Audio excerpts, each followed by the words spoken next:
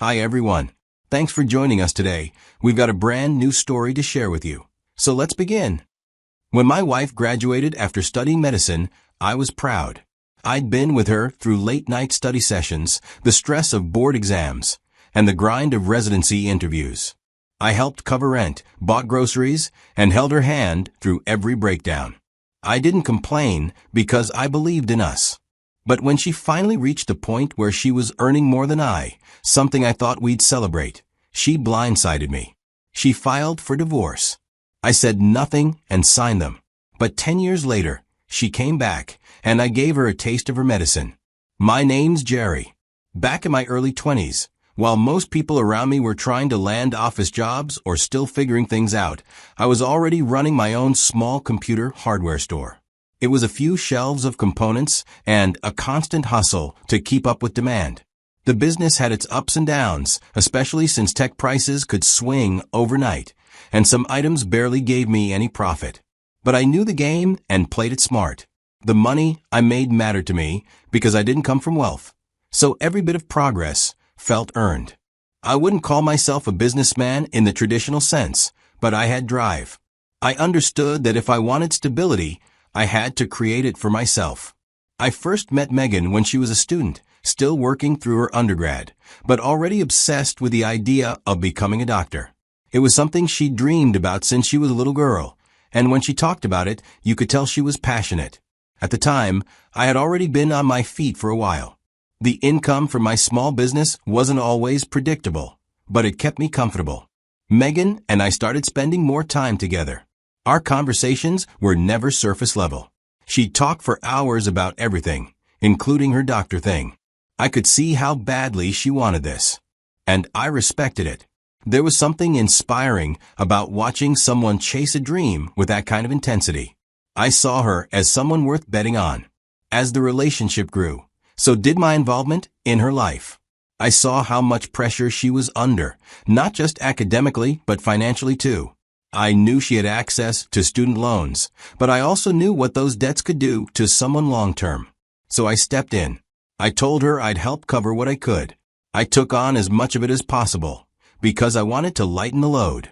In my mind, I figured if I could help her build her dream now, we'd build ours together later.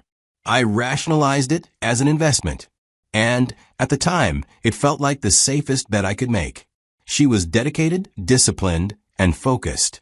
She was all in, and so was I. I showed up for her consistently, whether it was late-night pep talks before an exam, surprise dinners when she was too stressed to cook, or quietly covering an overdue bill so she wouldn't have to worry. I was her stability, her fallback, the one person she never had to question, and I took pride in that. I truly believed that was what love looked like. But back then, I didn't realize that sometimes the more you give, the more some people feel entitled to keep taking.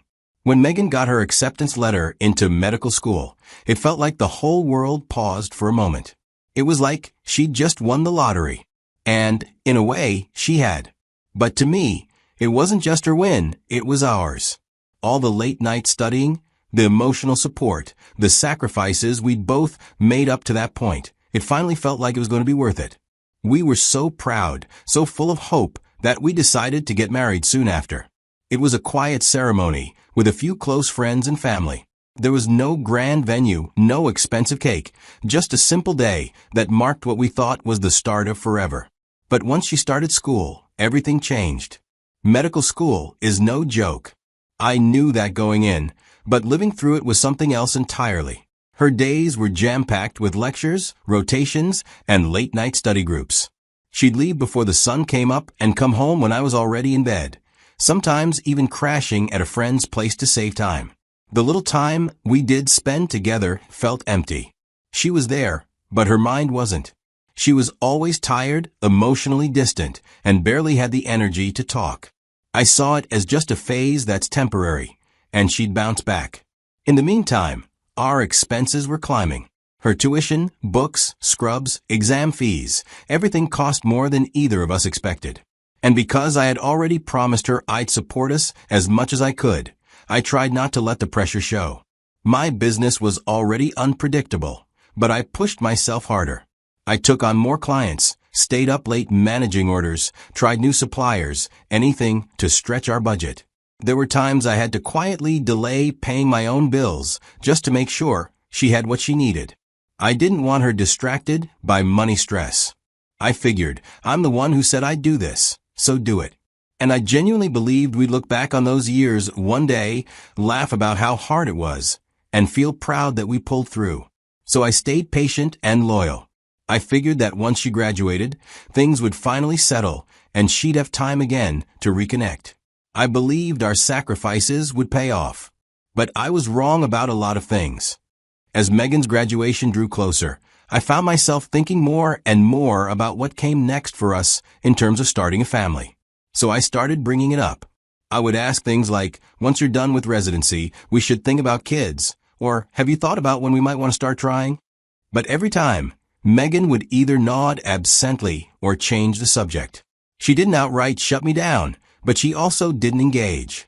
She could talk for hours about her career goals, her plans for specialization, or the new doctor at her clinic who had just bought a car.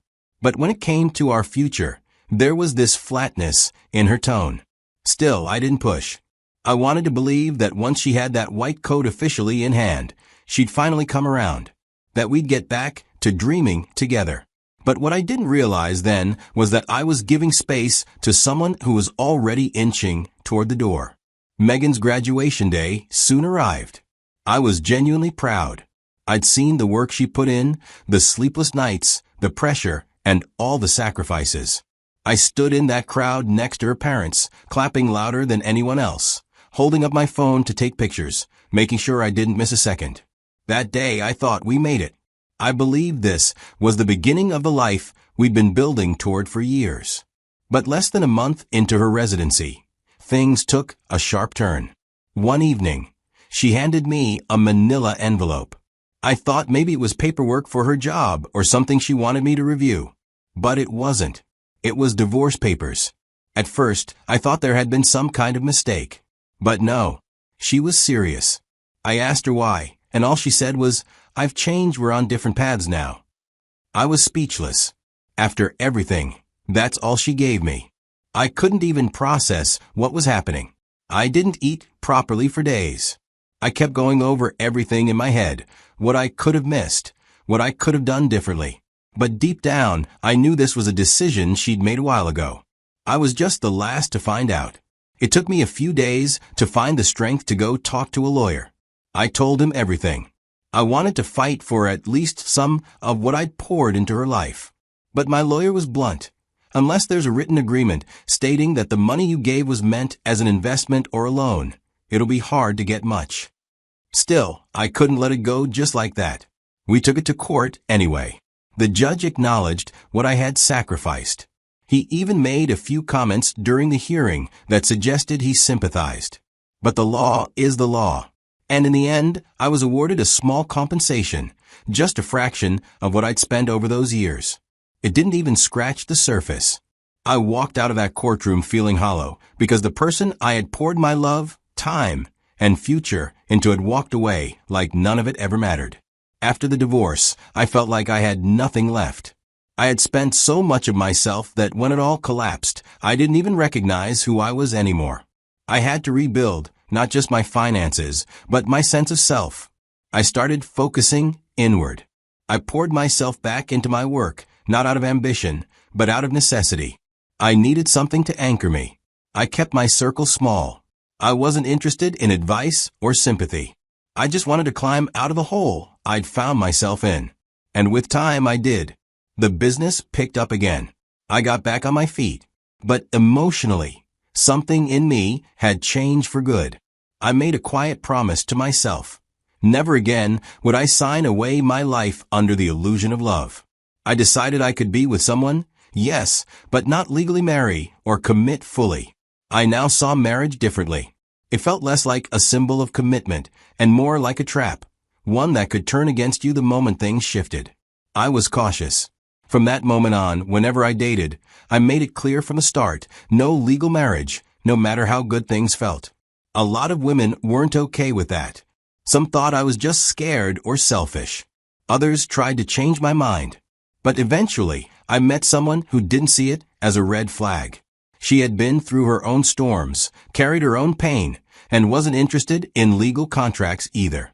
We lived together, planned our days together, and shared the small joys. She only asked for honesty, and I gave it. In return, she gave me peace that helped me heal. One quiet evening, I got a message from Megan on Facebook. 10 years had passed since the divorce. I stared at the notification for a while before opening it. It was a simple, "Hey, how have you been?" Like we were old friends who lost touch. I read through it slowly, then responded. She started with harmless small talk, asking how life had been, if I were still in the computer hardware business, telling me she saw something online that reminded her of me. I could already tell where it was going. People don't reach out like that unless they're circling back for something. Then she shifted, said she'd been doing a lot of thinking, and that she missed what we had. That, despite everything, she still believed we had something real. She called me the most stable man she had ever been with, and said she admired how I always stood by her through med school. She said it like she was offering a compliment. I had no idea what to say to all these, but I asked her what she wanted from me. Then she said something that made me laugh. She said, "I always thought you didn't get married again, because deep down, you were waiting for me." That right there told me everything I needed to know. After all these years, her view of the world still had her at the center of it. She thought I'd been stuck in time, frozen like some tragic figure who never moved on.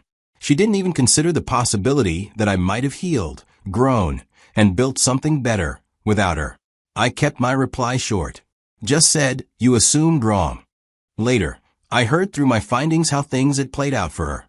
Turns out, after our divorce, she started chasing a very different kind of life. She dated flashy men, the well-off, successful types. Guys who had no problem taking her out, spending money, and sleeping with her. But none of them saw her as a long-term partner. They were fine with casual, not with commitment. That pattern went on for years. Eventually, she married again. This time to a man who made far less than she did. From what I was told, he cheated on her regularly, mostly with younger women. When it all blew up, she was the one paying him alimony because, by then, she was earning solid money as a doctor. The same woman who walked away from me, saying we were on different paths, ended up financially supporting a man who betrayed her at every turn. I didn't feel pity either. If anything, it just confirmed what I already knew. Life has a way of serving the truth back to people when they least expect it. And when it does, it doesn't need anyone's help. I didn't shut the door on Megan the moment she reached out, even though I could. I had every reason to. But instead, I let her speak and apologize. I didn't make it easy, but I didn't block her either. She was trying to sound casual, but couldn't quite hide the urgency. And the more she kept reaching out, the clearer it became. She seems to have a fear of being alone. Fear that she'd thrown away the only man who ever truly showed up for her. And now, with time running out, she was trying to claw her way back. She didn't say it outright, but I caught her slipping in little comments like, "I don't want to do life alone." It's scary thinking about retirement and not having someone there. You were always the steady one. She wasn't coming back because she missed me. She missed the safety, the stability, the version of me that would have bent over backward for her. So I made a decision. I didn't forgive or forget, but I decided to mirror her. I played her game, the one she played with me during our marriage. I let her chase. I gave her just enough attention to keep her hoping. A few dry replies here and there. A half-hearted, "Maybe we could talk soon." I knew what I was doing, and deep down, I knew she knew too. But she stayed hooked. For months, I let her try to win back something I'd already buried. She'd ask if I was still with someone. I'd say, "It's complicated." It wasn't. I was in a solid relationship with a woman who respected me. But I let Megan believe there was a crack in the door. I let her believe she could squeeze back in. And every day she waited for a different version of me to show up. I gave her the same cold distance I once felt every night while she buried herself in her career. Then one morning, after about a month of playing with her emotions, I woke up and decided to crush her feelings. I sent her a message and told her that our divorce wasn't the end of something good. It was the start of something necessary. Losing her forced me to face myself, to rebuild, to grow. I told her I found peace, and that I had no interest in reopening doors that life had already shut for good. She lashed out almost immediately. First, it was guilt-tripping. She sent a long message filled with passive-aggressive lines like, "I can't believe you'd do this after everything we had. And so you were just playing with me this whole time?" Then came the accusations that I used her, that I led her on, and that I was no better than the men who had hurt her after me. The irony wasn't lost on me. 10 years ago, she walked away from me like I was disposable. Now the very fact that I had moved on was somehow a betrayal of her.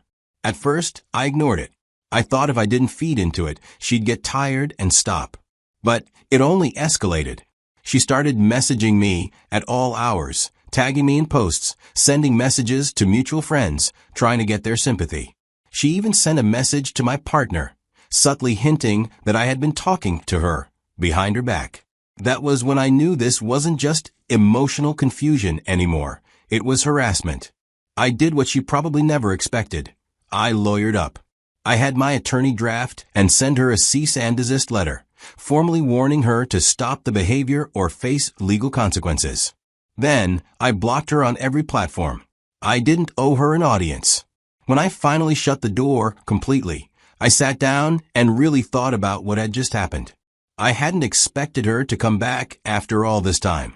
But once she did, and I saw how she tried to walk right back into my life like nothing happened, part of me felt like letting her chase shadows for a while. This time, she was the one left looking in from the outside. Now, I spend my time with someone who respects my boundaries and doesn't make love feel like a gamble.